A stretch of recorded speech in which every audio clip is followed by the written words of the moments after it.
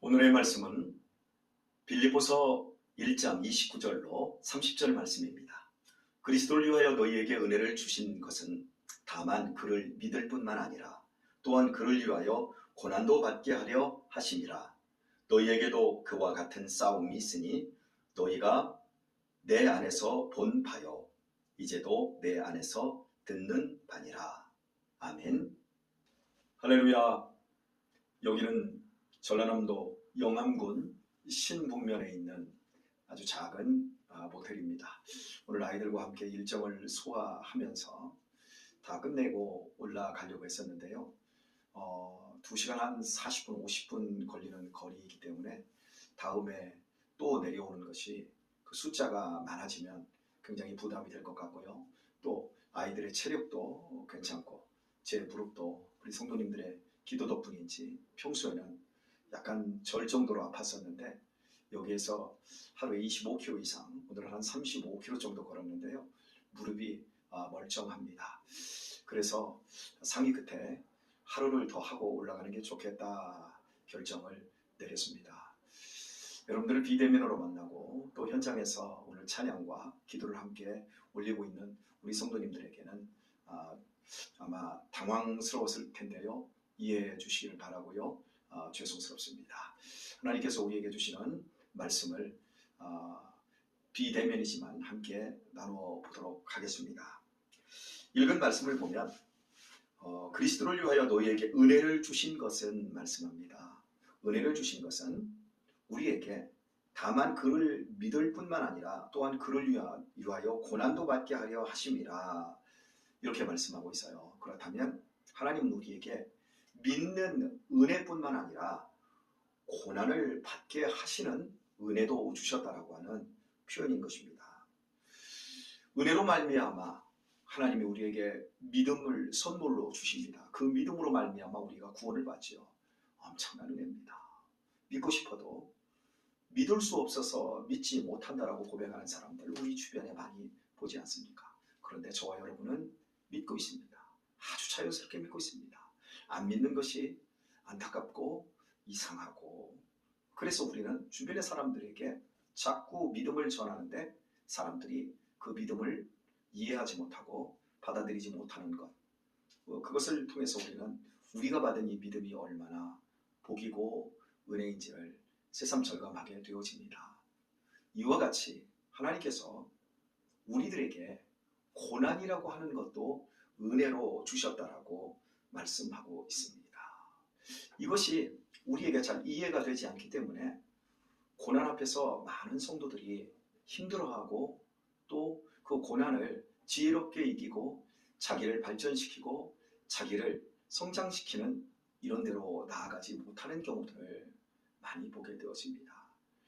오늘 읽은 말씀에서 분명히 우리에게 말씀하고 있습니다. 고난도 하나님이 우리에게 주시는 은혜다라고 하는 것, 여러분 꼭 기억하실 수 있기를 바랍니다. 우리가 무슨 공로가 있습니까? 우리가 무슨 자격이 있습니까?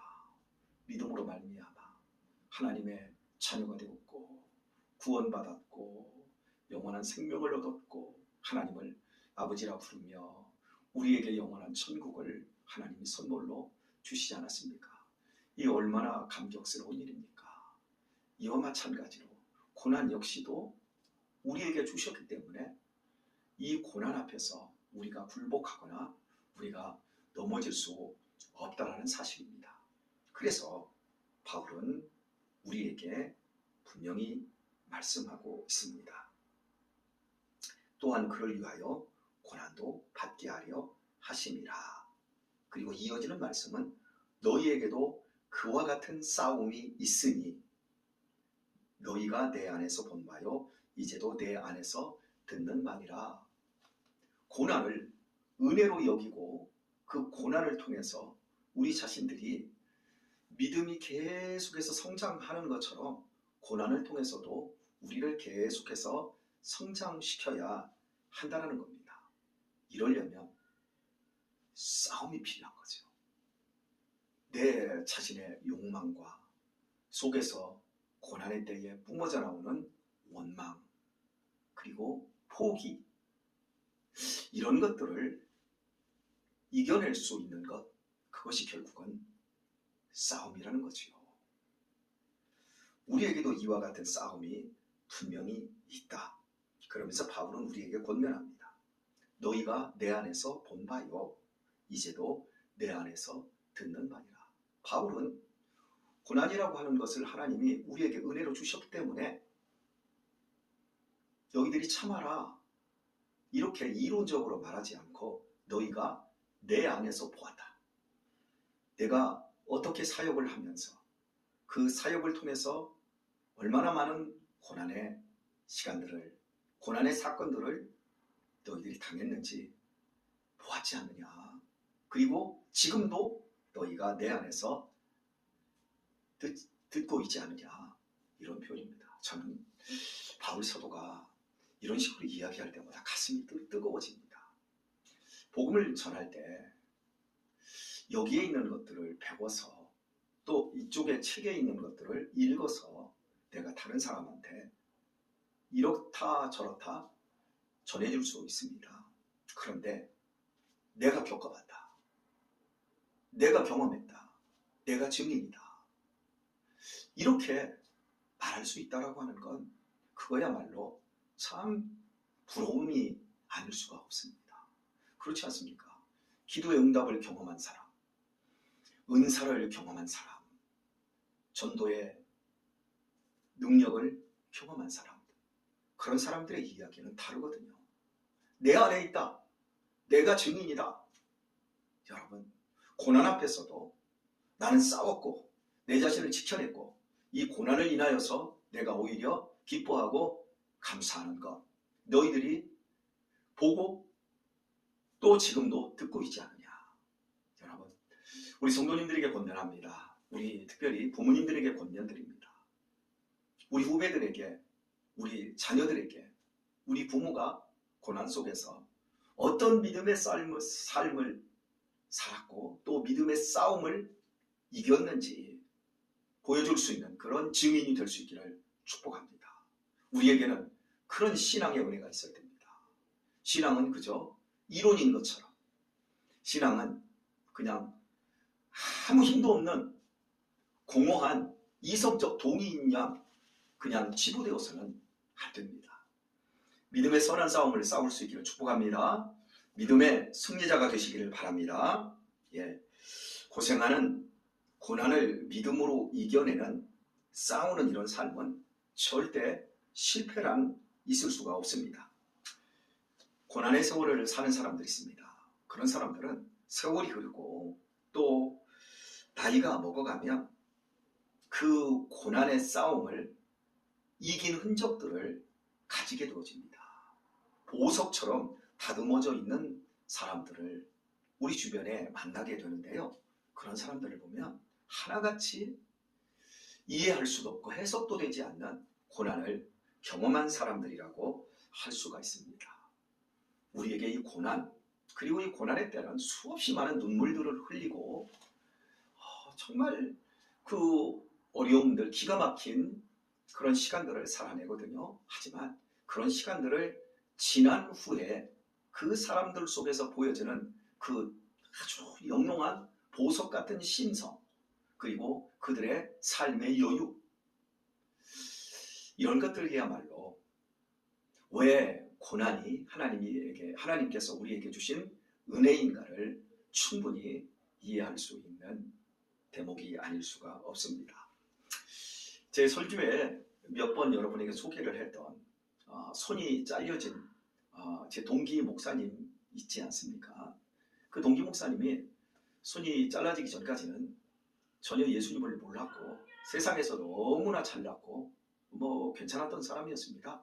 그런데 손이 잘라지고 그리고 나서 예수님을 만났습니다. 그분은 지금 그렇게 대답을 해요.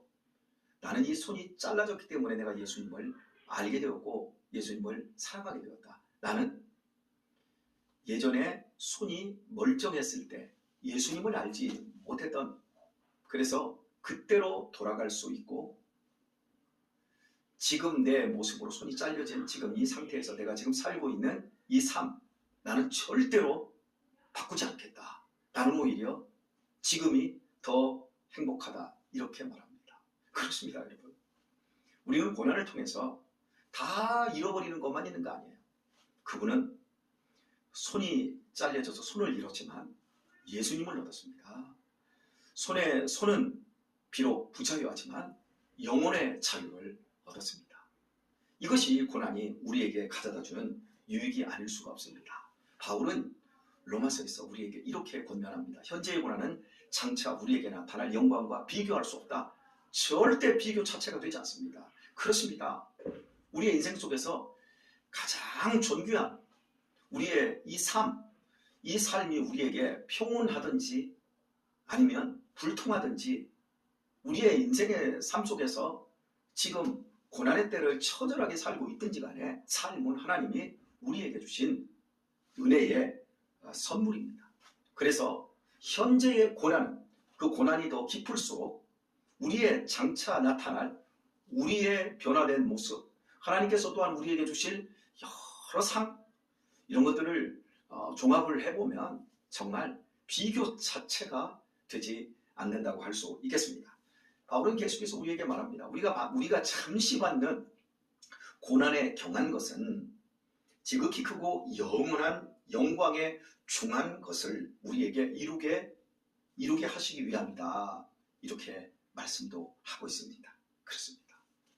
우리의 인생은 잠시 잠깐입니다. 그리고 우리가 받는 고난은 예수 그리스도께서 우리를 위해 받은 고난과 비교하면 정말 사소한 것이라고 할 수 있겠습니다. 물론 그리스도를 모르는 사람들에게 고난은 자기 인생의 전부인 만큼 중요하고 무겁고 고통스러운 것일 겁니다. 하지만 우리는 고난의 때 늘 예수 그리스도를 생각을 해야 됩니다. 그리스도께서 어떻게 우리를 위해 고난을 당했는가, 그리고 내가 지금 받는 이 작은 고난들이 결국 얼마나 크고 영광스러운가, 그리고 하나님의 그 선함을 나타내는 증거들로 하나님이 사용하시게 될지, 여러분, 우리는 이런 부분들을 가지고 항상 우리 자신들의 안에서 일어나는 영적 싸움을 잘 이겨내야 할 것입니다. 오늘의 말씀을 맺도록 하겠습니다. 지금 이 시간에도 고난 가운데 있는 성도님들이 계십니다. 우리는 죽기까지 고난 앞에 서야 될 겁니다. 그런데 대부분 고난은 약간의 어려움이라고만 생각이 되어지지요. 그러나 진정한 고난은 약간의 어려움이 아니라 이해할 수도 없고 정말 해석할 수도 없고 내가 납득도 되지 않는, 또 용납도 되지 않는 그런 일들이 우리 인생 속에 찾아옵니다. 그런 일들이 때로는 형제지간에, 또 부모, 부부간에, 또 교인간에 참 다양한 방법으로 그런 고난이 찾아옵니다. 한 번에 끝낼 수 있는 고난도 있고요. 그 고난이 끝이 보이지 않는 이런 막장 같은 고난도 있을 것입니다. 그러나 분명한 것은 모든 고난에 하나님의 손이 역사하고 계시다는 사실입니다. 여러분, 선한 싸움을 그리스도를 위하여 잘 싸우십시오. 그리스도를 위하여 너희에게 은혜를 주셨다. 그리스도를 위하여입니다. 그리스도를 위하여 믿음도 주셨고 그리스도를 위하여 우리에게 고난도 주셨습니다. 선한 싸움 잘 싸우셔서 내 안에 예수 그리스도의 증거가 있습니다. 내 안에 믿음의 증거와 믿음의 역사가 내 안에 있습니다. 당신들이 보았고 또 우리 자녀들이 보았고 우리 손주들이 나중에 듣게 될, 우리의 후배들이 듣게 될 그런 증거가 내 안에 있습니다. 여러분, 그 시간까지 믿음의 선한 싸움을 훌륭하게 싸워내는 우리 귀한 성도님들 다 되시기를 우리 주 예수님의 이름으로 축원드립니다.